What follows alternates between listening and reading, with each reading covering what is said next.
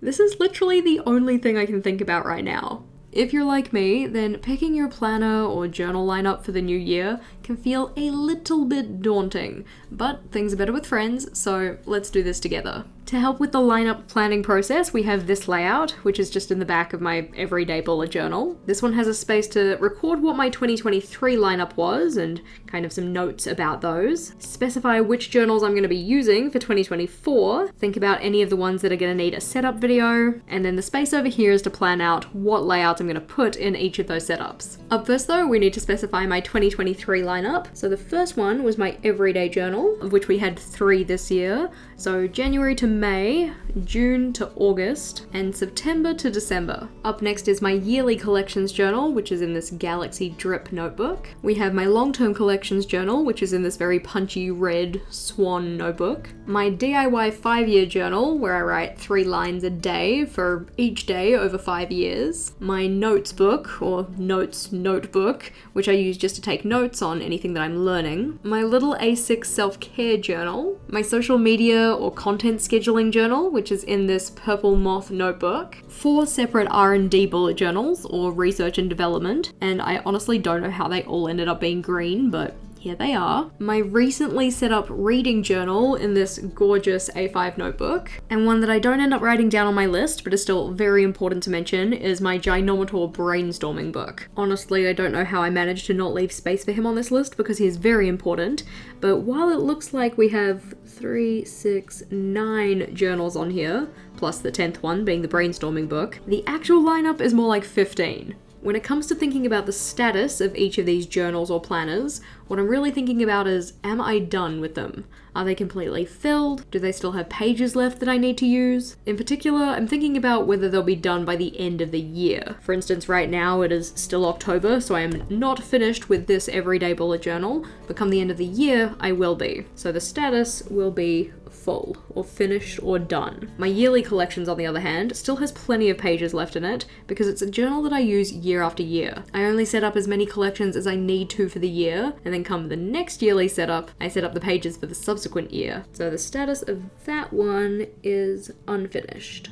The long-term collections is similar, it still has plenty of pages left, so that one is also unfinished. My 5-year journal actually has all of its pages filled, but like I said, this journal gets used on a daily basis over the span of 5 years, and I've only at this stage done almost a year in it, so that one is also unfinished, but slightly different. My notes book, or notes notebook, also isn't finished yet. That one still has pages that I can fill, as does my self-care journal, my social media journal, and all of my R&D journals.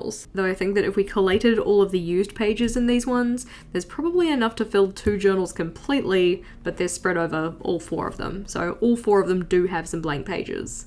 My reading journal is also unfinished because that one I'm kind of considering to be more like a long-term collections journal, but just for reading. But the next thing I have to fill in this box is more specifically related to me in my planning, and that's whether I'm going to film a flip-through of the journal. My everyday bullet journal will get one. My long-term collections journal will get one. The 5-year journal isn't going to have a flip through, but it is going to have a video. So I'm going to put that one down as kind of a squiggle. So it's not a no, but it's not technically a yes. My professional development notes doesn't need a flip through. My self-care journal also isn't going to have a flip through because that one's a bit more personal. The R&D journals might. I think some of them would be worthy of having a flip through. My social media journal probably won't. And I'm going to put down my yearly collections and reading journals as yes, but we'll have to wait and see as to whether that actually happens. The next column is whether or not each of these journals are going to be used in 2024. But to decide that, we need to think about the pros and cons of each of them.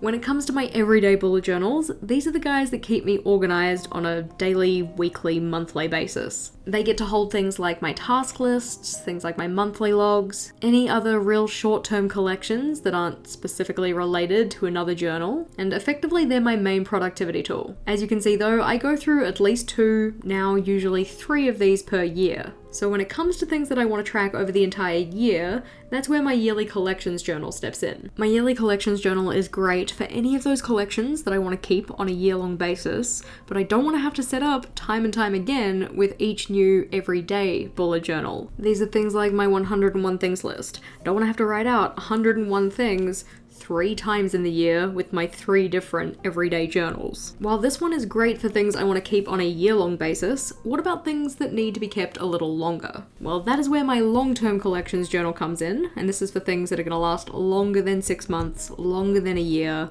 effectively reference materials. Stuff like the swatch pages that I keep in the back, the list of programs to install when my computer dies, a reference about the different ways that you can use a blank notebook, and a bunch of other stuff. This journal isn't something that I reference every day, I just reference it as I need it, and in particular I mainly use it for my swatch pages, but also other reference materials too. My 5-year journal, as said, gets kept for 5 years. This is the first year that I'm using it, and I've honestly been really enjoying it so far. Because of the way I set it up, it's really not that hard to get in and fill it in. It's just 3 lines about whatever I want to talk about, and I use different symbols to indicate different types of entries. This one is going to be so satisfying to look back on at the end of the 5 years when I have an entry for every one of those days. My notes notebook is another one that just gets used as I need it, so anytime I'm consuming a piece of media, whether that's like a book or a podcast or whatever else, where I feel like there are some good takeaways, that's when I jot things down into this book.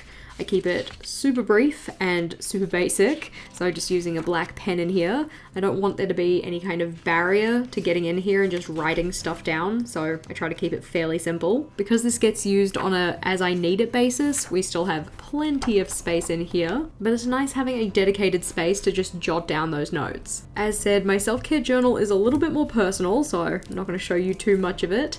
Just got my name on the inside cover and then a little blurb about what this space is for. Along with journaling pages, we also have some sticker pages, because along with kind of processing my thoughts, I also feel that having some creative fun is good for my self-care. As said, I do still have a fair bit of space in this notebook, but I don't really find myself actually getting in and using it all that often. So do I keep it next year? I guess that's the question. My social media or content creation notebook is one that I started last year as I kind of pursued my journey to becoming a full-time content creator. So I wanted to have a space to outline my outputs and specify the things I needed to do for each of my different pieces of content. But a lot of the information in here would end up just getting captured in my everyday journal, or on Notion, which is what I more typically use for content planning. Because of that, when it came to setting up for this year, I really just used it for statistics, and I set up some other pages, but didn't really fill them in. I do like this washi tape though, it's very pretty. But given the fact that the only pages I've really been using are the statistics, do I really need to keep an entire notebook just for statistics? My R&D notebooks serve 2 main functions, and funnily enough, I don't categorize them as research and development. More so, it's about sketching out layouts that I might want to put in my journal, kind of giving them a trial run before I put pen to paper in my everyday notebook or whatever. And the other reason to have these is so that I can set up layouts for videos. Rather than making a bunch of random layouts in my everyday journal, I instead put them in here when I'm making things for videos. So these were all from one video, and if we flip forward a bit, you can see these were all savings challenges that we had for a savings challenge video. We had some mental health related layouts, we had some physical health related layouts, reading journal stuff. Rather than setting all of these up in my everyday journal, we put them in here instead. So this is probably not super necessary if you're not a content creator, but if you did want to have a research and development journal where you could sketch layouts and all of that kind of thing, I would recommend going with a super cheap notebook because you won't be afraid to be messy in it, and it's okay if things don't work out. This is the trial run notebook. So for instance, this is the one with the super thin paper, so I don't really mind if things are a little bit more scribbly in here. My reading journal is the newest addition to my lineup. We only set this one up in August. We do have a full setup video on the channel, but this has just been so much fun for my creativity, like drawing this map out and then getting to be a little bit scrapbooky with these intro pages and stuff. It brought me a lot of joy to set up this notebook, so given the fact that we still have a decent chunk of pages left in it, I do think I will be keeping this one. Based on those thoughts about each of my journals though, I can just jot down a couple of notes in that box that we've been working in, and then we can decide which of these journals are actually going to make it into my 2024 lineup. The process I'm going to use for the 2024 lineup is considering which of these I'm going to keep, which ones I'm going to scrap and get rid of, what things I might want to try, and how I might want to change any of these. On the keep pile though, we have the yearly collections journal, the long-term collections journal, my 5-year journal, the reading journal, and my notes book. Each of these are in some state of unfinish and I want to continue with them. And I know that the yearly collections journal will have a new journal setup, like start of year setup. The long-term collections journal doesn't need a new setup. That one just gets used as it needs to. The 5-year journal is already set up, so it doesn't need a 2024 setup. The reading journal might get a new journal setup. Again, new journal, like new year setup. And the notes book does not need a new setup. Also on the keep pile are my R&D bullet journals, but I want to make a conscious effort to actually use them up. So finishing all of the pages in this guy and this guy. Probably not this one. This is kind of the budget R&D journal, so I really only use it when I don't particularly care about bleeding and ghosting, whereas for most of my ideas videos, I do prefer it to be on thicker paper. So these are the ones that are very much for the ideas videos where the layout actually matters. This is more of a kind of scrap notebook. So keeping these so we can use them up though. Of course, my brainstorming book, which hasn't gotten anywhere near enough love in this video, is very much being kept. I love this guy, even though he's lined. I just love the size and getting to be messy in here. Plus the compass is just cool. So certainly keeping this one. In terms of journals that are headed for the chopping block though, we have 2. So the social media or content making journal and my self-care journal. Both of these this year I just haven't found myself using. This guy only gets used for one tracker.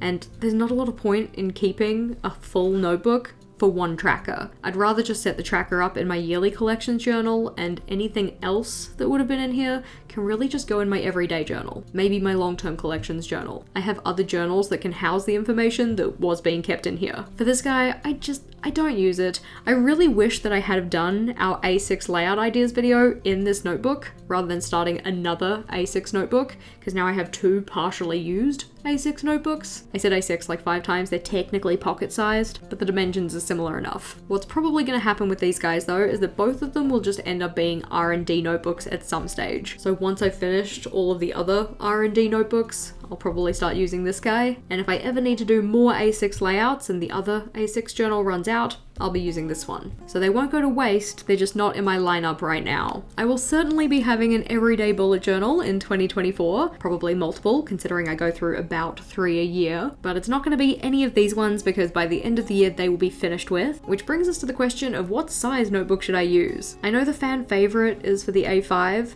but I have really been enjoying the square. I do actually have some options for which notebook I'm going to go with, but more on that in a bit. We can now check off whether I'm keeping or scrapping each of the 2023 notebooks, but what about any other notebooks I might want to add to my lineup? I actually have 3 possibilities that I'm toying with, those being a goals journal, a list book, and a commonplace book. For the potential list book / commonplace book, I was considering these 2 cheeky little boys. In particular, I thought this one would be good for a list book because it is just lined paper, which means that you just write little lists in it, so, you know, nothing too fancy, except for the notebook itself, which is absolutely gorgeous. Whereas for a commonplace notebook, I'd probably want dot grid, which is why I was thinking this one. Possibly. I like the fact that they're compact, they're both the pocket-sized notebook, but they also have 192 pages, so lots of space to write plenty of stuff. The other idea I had was for a goals journal, so having my goal setting and goal planning in a separate notebook rather than in my everyday bullet journal. This is mainly because I like to do my goal planning quarterly, but my journals don't change over quarterly, so having the planning spaces separate to my everyday journal I thought might be useful. For that I have 2 options, or 2 kind of general options, one of them being a Ginormator notebook. This one is a dot grid one, so the letter size notebook. I've had this for a while, I haven't used it yet, but I thought it might be nice to have ample space to do my goal planning. Or I was thinking something that I don't mind being more messy in. The thing with Archer and Olive journals is that they are beautiful,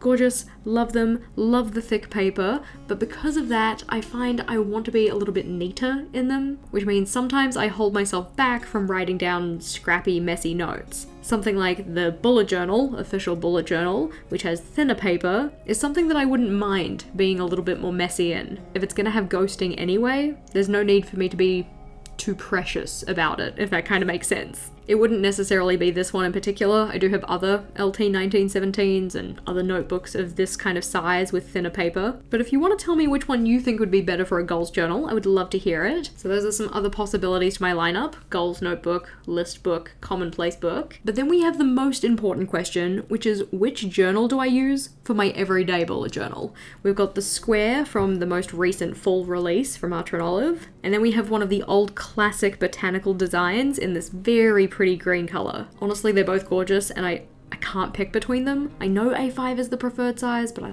really love the square, but then this is beautiful and that one's gorgeous. Help me out.